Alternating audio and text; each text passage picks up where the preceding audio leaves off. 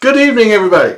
Welcome to Calls. This is the 2024 Travelers Championship Initial Research Show. First off, happy Father's Day to all of the dads out there, especially to mine. Happy Father's Day, Pops. Hopefully you got to spend some good quality time, grilled out, enjoyed some good weather, good food, and watched an amazingly entertaining U.S. Open today, won by Bryson.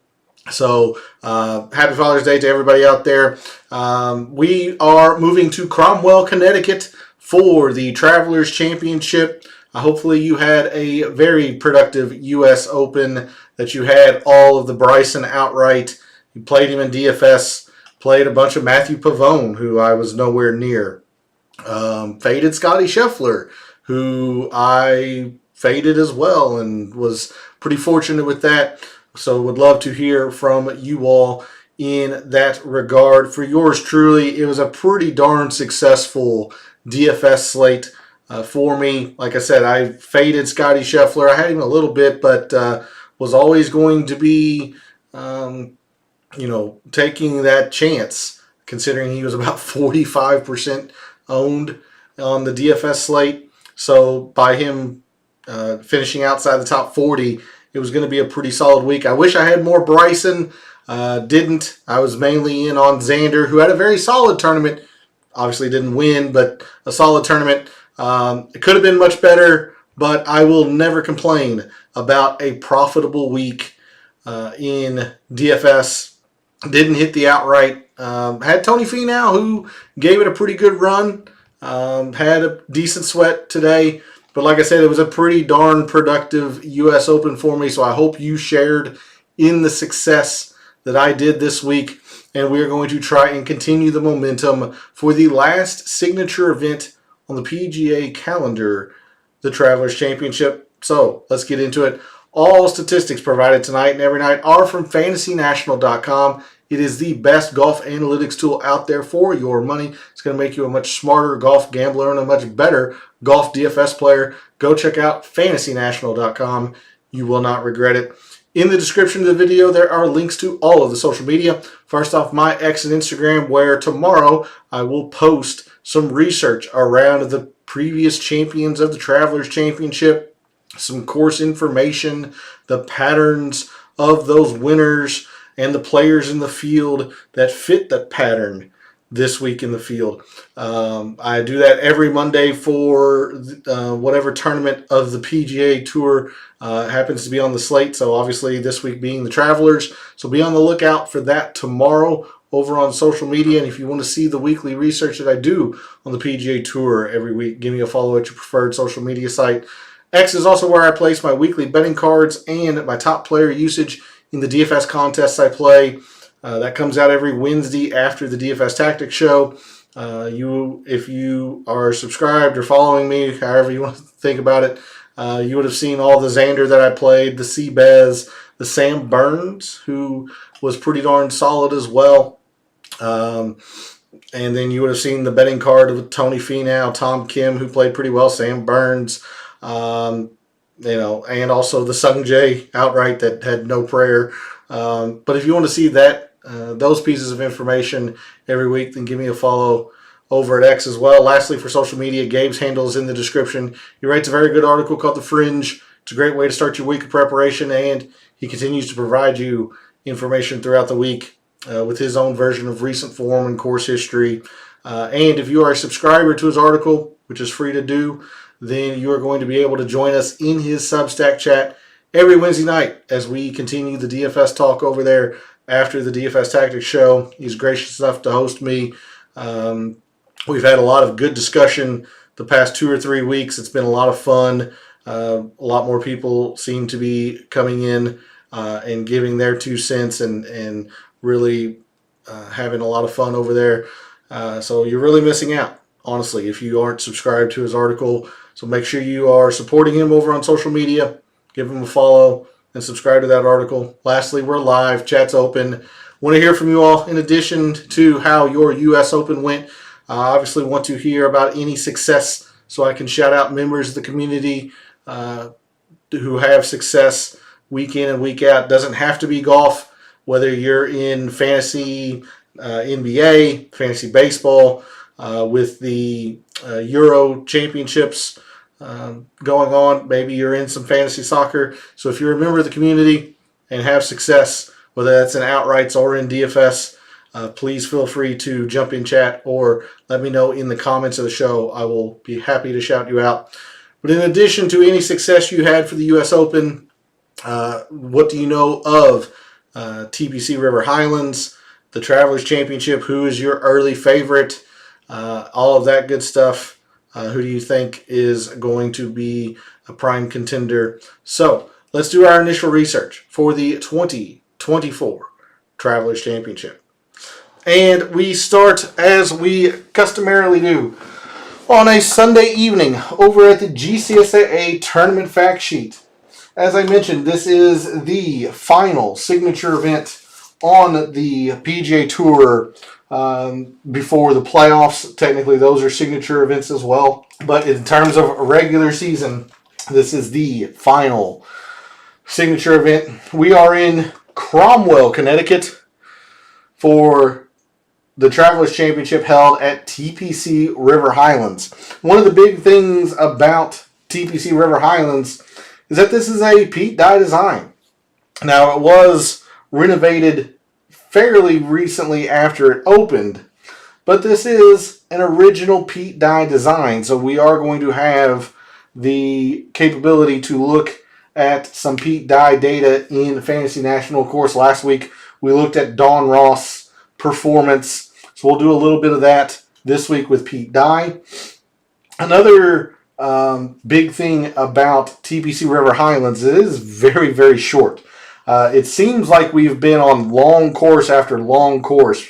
Valhalla was extremely long. Now, Colonial, Charles Schwab is not, obviously, but Valhalla was long. Of course, we're just coming from Pinehurst, which is extremely long. The Memorial, Muirfield, very long. This is the shortest raw yardage course that we have seen on the PGA Tour so far this season. This is slightly shorter than Pebble Beach. TPC River Highlands is a par 70 measuring just over 6,800 yards, 6,835 to be exact. These greens are small, 5,000 square feet. Quite a few bunkers, 5 holes with water in play, and we are on Bent and Poa Annua greens. And there are a few courses on the PGA Tour that have Bent and Poa Annua, most notably TPC River Highlands, but Silverado, the host of the Fortinet, used to be called the Safeway. It also has Bent and Poa Annua, and where we'll be either next week or in 2 weeks, I'm not 100% sure of the schedule. But Detroit, another Don Ross design that we looked at last week. But Detroit also has Bent and Poa Annua, the host of the Rocket Mortgage. Oakdale, the host of the Canadian last year. And then Olympia Fields has hosted a BMW in recent seasons. So there are a few courses that we'll be taking a look at that has this Bent and Poa Annua combination in terms of green surface. And we're on Bent and Poa Annua throughout the course. Fairways, approaches, collars. The only difference is the rough is quite open championship style. There is some Kentucky bluegrass, but there's a lot of fescue, a lot of wild growing, just tall, gnarly stuff that you would think open championship style. And you see the length, 4 inches plus. It has been one of the traditions here at TPC River Highlands to have just some really, really long and difficult rough to play out of. Average fairway widths are 30 yards in terms of in the landing areas. There was a little bit of enhancements in the fall just to new sodding of the tees, edges of fairways, things of that nature. But the course in of itself didn't change too too much. So there's a look at TPC River Highlands in terms of a GCSA tournament fact sheet. Again, Pete Dye design, so we're going to be taking a look at some Pete Dye filters in Fantasy National this week. Very, very short course, and in fact, just to give you, the info or the specifics around that, more than 100 yards shorter than even Pebble Beach. Just an extremely short course. These greens are small as well, 5,000 square feet, tied with Muirfield and Valhalla, Colonial. Several places have about 5,000 square feet. And this is the only bent and Poa annua surface, or bent and Poa annua greens we have seen this PGA Tour season. Bent and Poa annua seems to be a little bit more common what used to be in the fall portion of the schedule. Now it's the FedEx Fall. Again, as I mentioned, the Fortinet, the Canadian Open had it last year. So we'll take a look at some bent and Poa annua, but it is the first time this season we have seen bent, or the combination of bent and Poa annua. So with that, we're going to move to Fantasy National. And with the architect, the supreme architect, that is Pete Dye, on Pete Dye Designs, in the past 2 years, our top performers have been Scotty, Xander, Brian Harmon, Wyndham Clark, Hideki, Patrick Cantlay, Sungjae, Matt Fitzpatrick, Justin Thomas, Ludwig Aubert, Tony Finau, and Sahith Theegala. Again, Sawgrass. The Players' Championship, Scotty winning it. Xander's had a lot of success here and at these other courses. Harbour Town, RBC Heritage, that explains Patrick Cantlay being up here quite a bit. Harbour Town, obviously, another Pete Dye design. The Stadium course, host of the Amex. River Highlands, where we are this week. So the 4 consistent courses on the PGA Tour, as you see, Harbour Town, Stadium course, TPC River Highlands, TPC Sawgrass, are the Pete Dye designs. So there's your top performers in terms of on Pete Dye designs. You want to take a quick look at the players who have not played well on Pete Dye designs. Billy Horschel, Peter Malnati, Nick Dunlap. It's only 8 rounds, but do be mindful of that, which is interesting because he won the Amex at the Stadium course, but he has not played well otherwise. You see, the RBC Heritage was very, very poor. He actually lost strokes at the American Express when he won.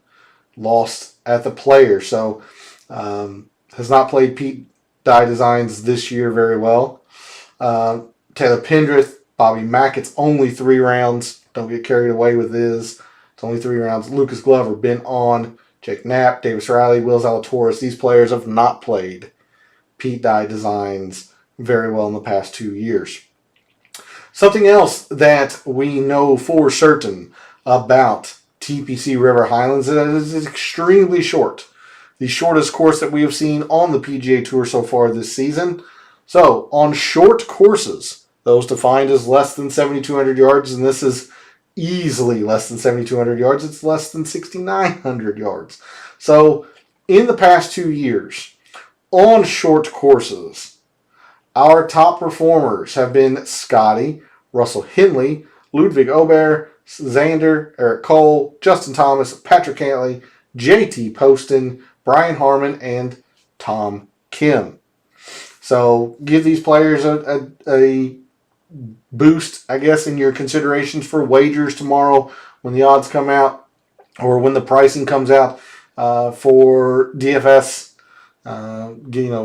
Put these players probably next to the top of the considerations. Particularly Scotty, Xander, Patrick Cantlay, Brian Harmon. Those 4 players in particular were top 10 on both Pete Dye designs and on short courses. Players who have not played well on short courses: Jake Knapp, Max Homa, Davis Riley, Nick Dunlap again, Sepp Straka, Lucas Glover, Cam Young, Webb simpson, Harris English, Hideki, Lowry, so on down there. players who have not played well on short courses. We'll take a quick look at the historic conditions before we go to the course breakdown. Not going to do anything with the scoring relative to par filter, which if you've followed me for any time, that probably gives you a decent indication of how easy or difficult this plays. But just to give you some data behind that, last year played pretty darn easy, and that's an outlier. You see all of 2022 was average, all of 2021 played to average. 2020 was easy. You will get a few rounds that could sneak up and be difficult, but for the most part, you get average difficulty rounds here at TPC River Highlands. Again, last year being a slight outlier with it being easy. You see, at least FNGC classifies these as POA. Now with the GCSA tournament fact sheet, a little bit more sophisticated. We can look at bent and POA Anna greens on the PGA Tour. Hitting fairways, difficult first couple of rounds, easy a couple other times, but more so we're interested in these green speeds. They are fast. They did slow down a little bit in round 3. If I remember correctly, they had a decent amount of weather that day, but they're generally kept fast, as you see there. So let's go to the course breakdown. In Fantasy National, take a look at TPC River Highlands in terms of difficulty, where some good scoring opportunities are, where the difficulty comes in, and just some overall statistics around the course. Let's take a look at the 9th and 10th most difficult holes, figure out where par falls, and that gives us a general idea of how difficult the course is. Well, as I was mentioning about TPC River Highlands generally playing to average, right on cue. The par 4 first, the 9th most difficult hole, plays right to par, and the par 4 12th plays right to par, and that's the 10th most difficult hole. So quite literally, you cannot get any more smack dab on the average scale than the 9th and the 10th most difficult holes playing to par. Now, it will play slightly, or it will seem slightly easier than that because there are a couple of decent scoring opportunities. The par 5 13th, very short, only 523 yards. Plays to a quarter of a shot under par. You see pretty good eagle rate at 3%. It's decent. And then the easiest hole, actually, is the par 5 6th. Only a 1% eagle rate, but 35% birdie rate. Plays easier than the other par 5 that yields more eagles, only because there's not that many bogeys on this hole. So as you would expect, the par 5s are the easier, or the best scoring opportunities, 3/10 and a quarter. But you got some decent other ones as well. The drivable par 4 15th plays to 2/10 of a shot under par, a 10th, almost a 10th, a little over a 10th. Whereas the most difficult holes don't approach, the quarter of a shot or the 3/10 of a shot under par. Most difficult, par 4 4th, plays to just under 2/10, but very quickly you get into the single digits in terms of hundredths. We do have a 10th, you have 1500ths, 1300ths, 700ths, 400ths, 300ths over par. Not a whole lot of huge scores here.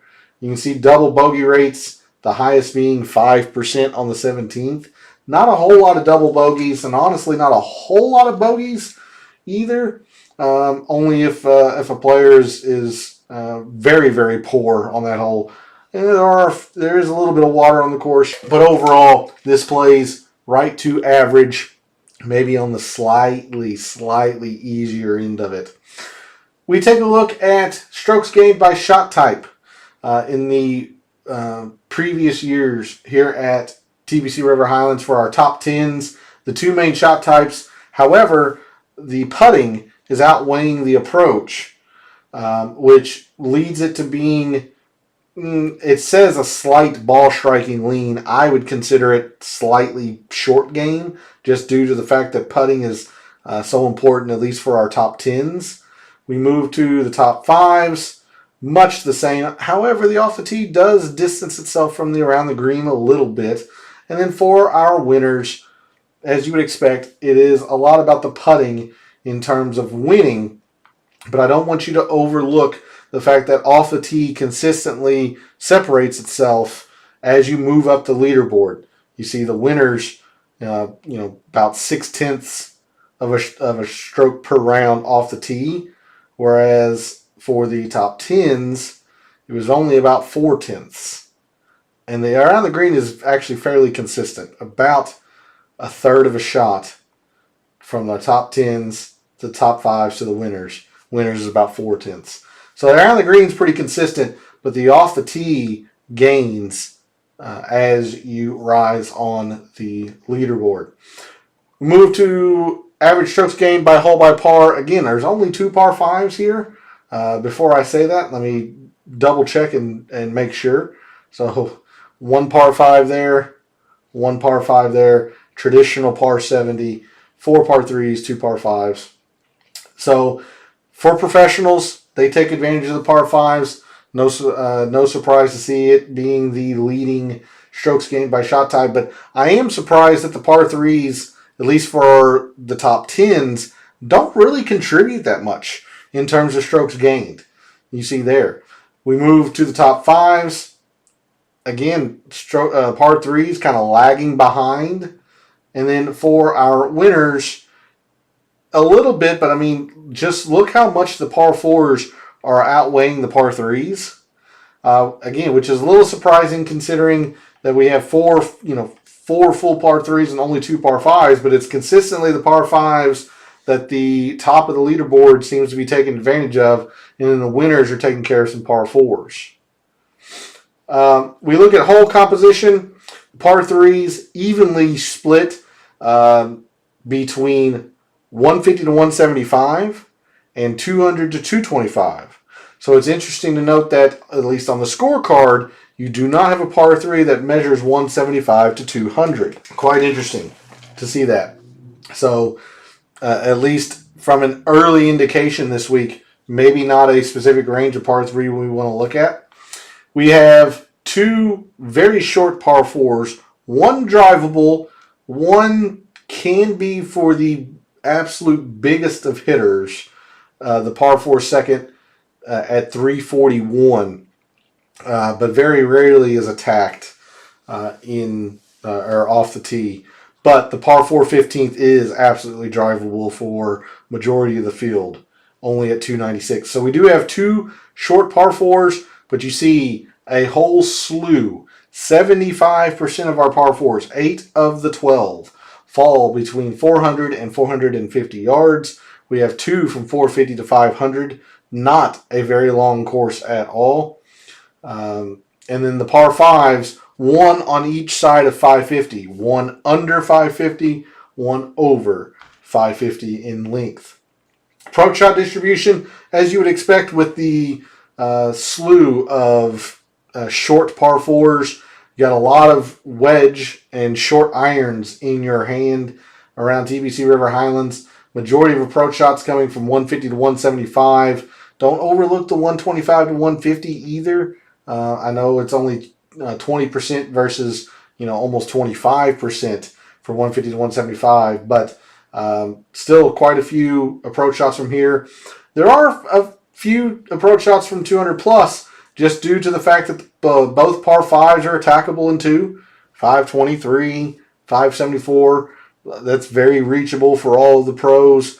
And you do have a couple of longer par 4s, 462 and 481. In fact, the 2 hardest holes on the golf course are the 2 par 4s from 450 to 500. So there are a few 200 plus approach shots as well, but the majority of our approach shots coming from 125 to 175, mainly this range here, the 150 to 175. Historic cut line, which as of right now, I don't think we have to worry about. I do not think there is a cut this week. I may be wrong with that, so if I am, please put it in chat to correct me and to inform the viewers. I do not think there is a cut this week. Just to, again, emphasize the average difficulty that TPC River Highlands presents, most of the time you're sitting right around -1 to maybe even in terms of a cut line. If it's playing really easy for whatever reason, you'll get -3. If you get a couple of difficult days before the cut, it's been up to +2. But generally, you're hovering in this -1, maybe even par range in terms of a cut. That is average for the PGA Tour. Again, mentioning that it plays maybe slightly easier or on the slightly easier end of average. Almost 20% birdies, only 14% bogeys, maybe a double here and there if somebody finds the water. So you do get more scores that are under par than over par. Accuracy, much higher here than the average tour event. Again, with the extremely tall and difficult rough to play out of, players generally put a premium on being in the fairway here. Almost 69% fairways found versus 61 and some change. Green regulation percentage, even though these greens are small, they are found slightly more often than the average tour event, and players are slightly more successful scrambling here than the average tour event. And as you would expect with a short course, not a whole lot of opportunity to bring out the driver. There are maybe a couple of shorter or a couple of forced layups, but generally players just strategically choose to lay back off the tee just to make sure they are in the fairway. So there's a look at TPC River Highlands in terms of a scorecard and graphical view. We'll move back to the players in the field this week. Again, nothing to do with the difficulty relative to par filter. We're going to skip off the tee for now. Let's just look at approach and putting. So in the past 24 rounds, in the immediacy, let's bring this into the last 3 months. Your top approach players in the last 24 rounds have been Scotty, Corey Connors, Rory, Xander, Tony Finau, Victor Hovland, Siwoo Kim, Justin Thomas, Sepp Straka, and Ludwig Aubert. Of course, the U.S. Open data is not in here. Not sure if these rankings will change come tomorrow night, because a lot of times the U.S. GA stats are proprietary. So we don't get them sometimes. We'll see how it is tomorrow. But there's a look at your top approach players the past 24 rounds. And as we saw, the most important shot type here at TPC River Highlands has been putting. So I'm going to find the courses that are bent in Poa annua. We're going to start with Detroit Golf Club. Detroit. We have Oakdale, which was the host of the RBC Canadian last season. Olympia Fields. We have Silverado, host of the Fortinet, is bent and Poa annua. I believe it's this top one, I think. And then where we are this week, TPC River Highlands. So on those courses, the courses with bent and Poa annua, let's bring this out to the last 2 years. Most rounds is just 20. Again, a little bit of a smaller sample size, but it is what it is. We can only go back 2 years, and these are the courses that have had or that have bent and Poa annua. On bent and Poa annua surfaces the past 2 years, our top putters have been Sahith Theegala, Xander, Adam Hadwin, Wyndham Clark, Tommy Fleetwood, Denny McCarthy, Taylor Moore, Keegan Bradley, Matt Fitzpatrick, and Peter Malnati. The only other thing we can probably take a big picture view or a an overlook of. Let's see. Let's go to maybe proximity. Let's take a look at some proximity here. Again, the majority of approach shots coming from 150 to 175, also 125 to 150. So, gosh dang it, I did not want to do that. I wanted to change the rounds. So in the last 24 rounds,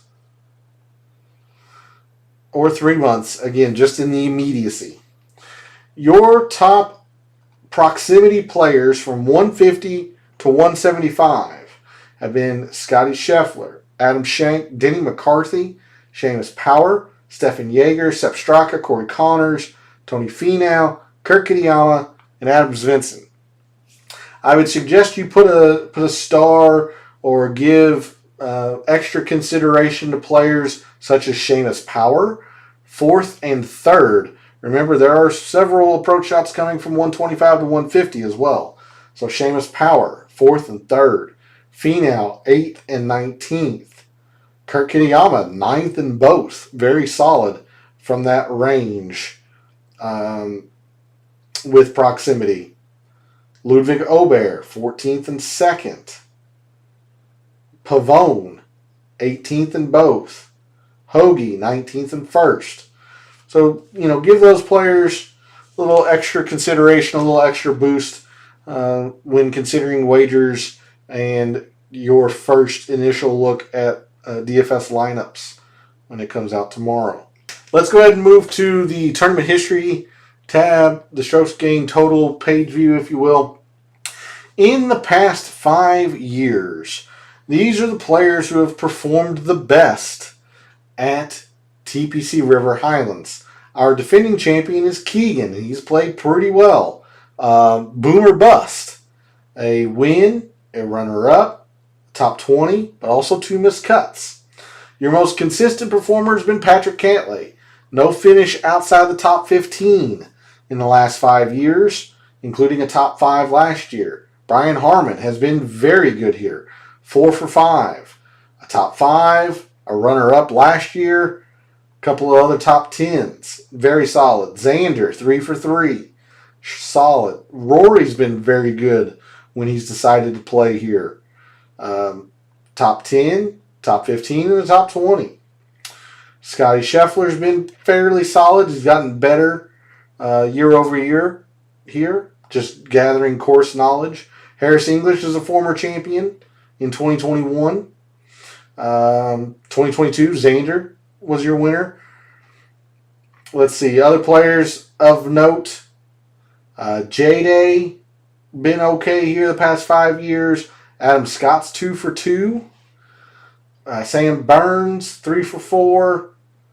Sahith Tagala, 2 for 3 with a runner-up, and then a middling to clunker and a missed cut. JT Poston, 1 for 4, runner-up, and missed cuts. So the epitome of boom or bust. A lot like Keegan in that regard. Russell Henley has been fairly solid here.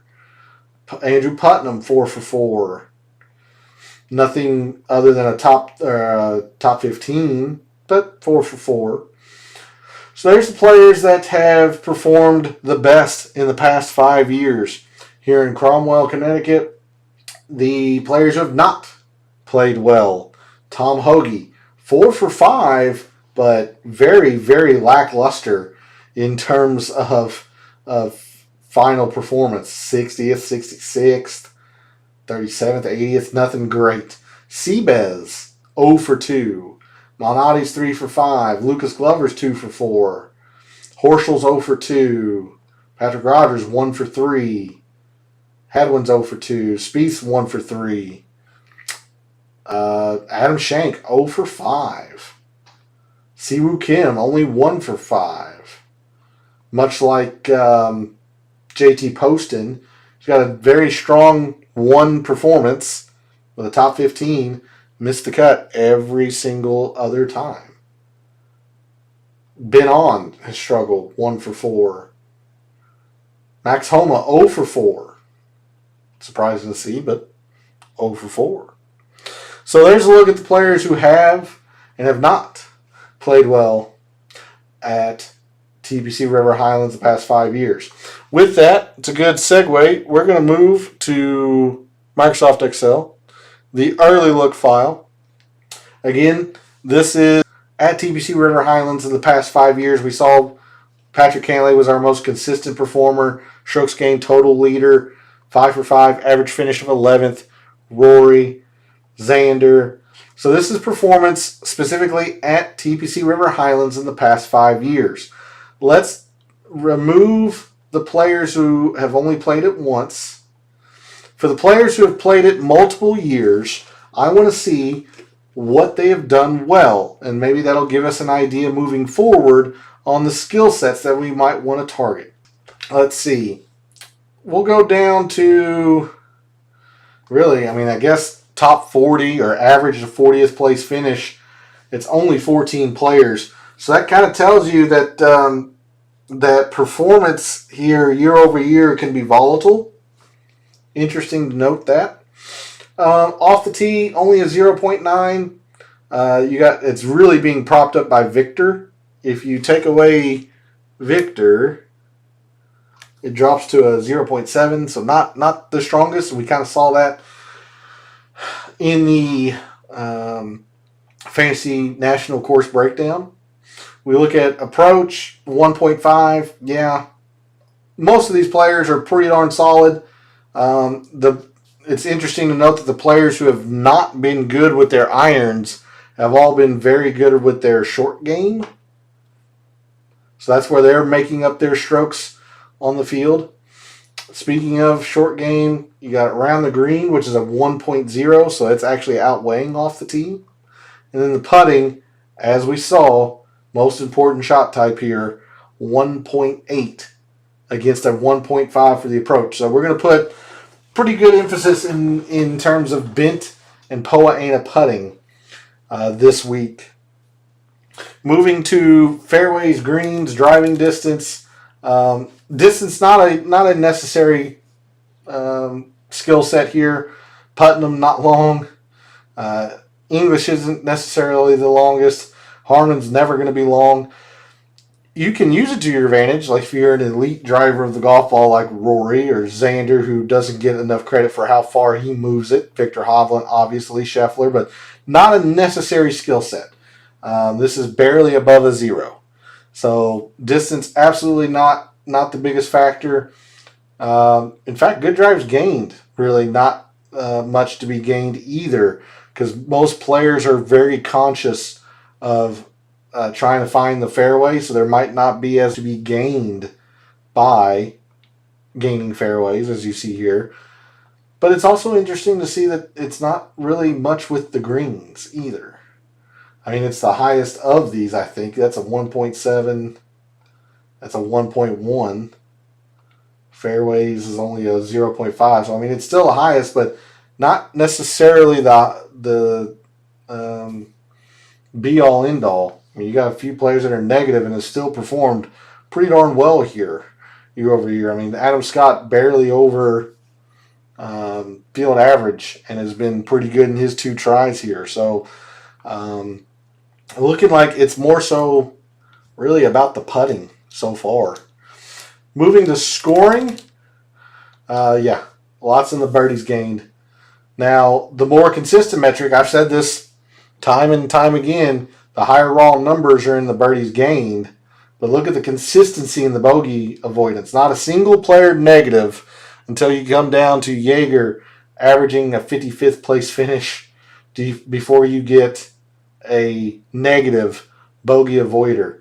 The more consistent metric is in the bogey avoidance, but it's the birdies gained. So with that, just thinking ahead a little bit, since I generally try to match a scoring metric like birdies, bogeys, eagles, whatever, opportunities, with a scoring filter like easy or difficult relative to par. Since this is average, I don't know, Do we think we want to look at birdies on short courses? Maybe we look at birdies on Pete Dye courses. Maybe it's not birdies. Maybe we look at opportunities, since putting is such a big deal. Maybe it's opportunities that we want to look at. So interesting things to think about as we move forward this week on how we want to try and attack TPC River Highlands from an analytical perspective. Moving to par 3s, 4s, and 5s, despite the fact that they didn't carry a whole lot in terms of strokes gained total, you got a few players that are pretty darn solid in terms of these par 3s. Now, don't get carried away with the deep green. You see the deep green in par 3s is 3.0, 3.1, 2.6, whereas the deep green in par 4s is 8. So do be mindful of that.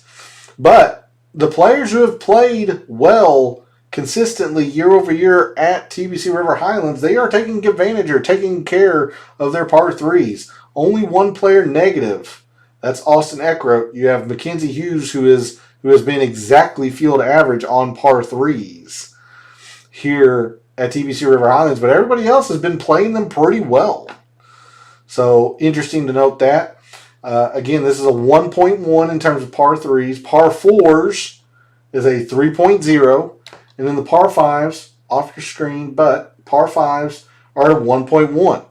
This is what I would have expected. With only 2 par 5s, they should be mitigated in terms of importance.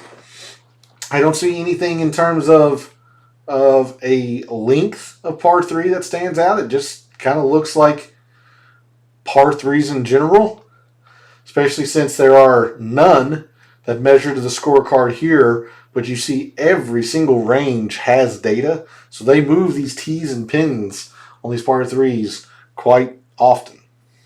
So par 3s look like they might be something. Par 4s, oh yeah, lots in here.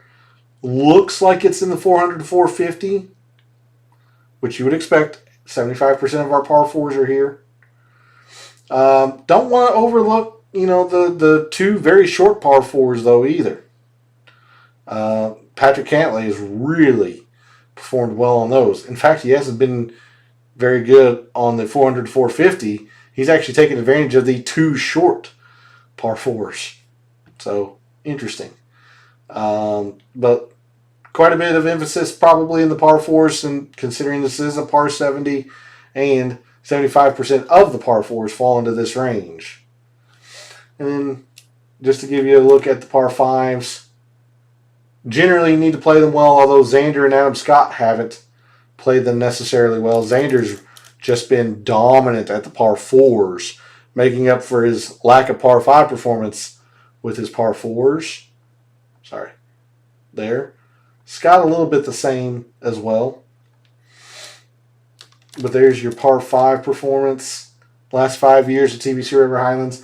And, excuse me, because it did appear that there was a particular range that seemed like it was the most important. Let's take a look at proximity. Total procs, maybe. I wanted to say it looked strong, but then like the bottom half here, not so much. These players are performing well. These players not so much at all. So maybe for the extreme upper leaderboard, total procs might be something. But look at the 125 to 150. Yeah. They're really performing well. And honestly, the 200 plus, they're performing well. So there is a look at the past 5-year performance at TPC River Highlands. That's going to be it for the show this evening. I want to thank everybody for tuning in, watching, listening, supporting the channel by liking the videos, commenting, and subscribing. I always appreciate it. I appreciate the support. Love what I do. Taking an in-depth look at sports statistics, giving you a statistician and data analyst view of what he sees, trying to help us all win a little bit of money in the process. For me personally, it was a pretty solid and productive U.S. Open, even though I didn't have the Bryson outright. I had plenty of Xander. I faded Scotty. I had some Thomas Dietrich. who was a very solid 6K play. I was very high on Sam Burns, and he played extremely well. So it was a very, very successful DFS U.S. Open for me. We're going to try to continue the momentum into the Travelers Championship this week. Again, thanks for tuning in. I always appreciate it. For all the wagers you made this past week for the U.S. Open, for all the DFS contests you played for the U.S. Open, my goodness. Until I see you tomorrow night for the Data Dive Show, may all your bets be profitable.